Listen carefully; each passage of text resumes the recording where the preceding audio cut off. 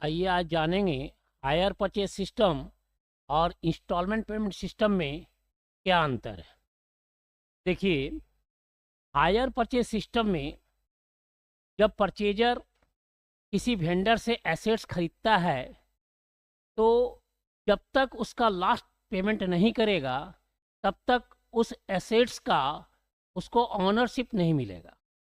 मतलब एसेट्स जिसका इंस्टॉलमेंट हम लास्ट में देते हो इसके बाद हमको एसेट्स का ऑनरशिप प्राप्त होता है, तो हायर परचेज सिस्टम है।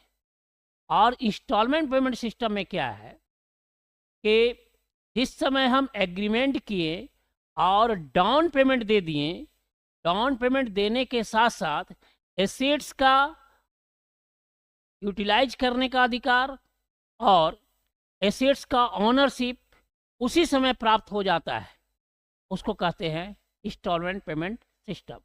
मतलब ये हुआ कि लास्ट पेमेंट के बाद अगर ऑनरशिप मिलेगा तो हायर परचेज सिस्टम, और फर्स्ट पेमेंट में ही अगर ऑनरशिप प्राप्त हो जाता है एसेट्स का और एसेट्स का यूटिलाइज करने का अधिकार भी प्राप्त हो जाता है, तो इंस्टॉलमेंट पेमेंट सिस्टम है। अगर वीडियो समझ में आया तो लाइक और सब्सक्राइब कर दें।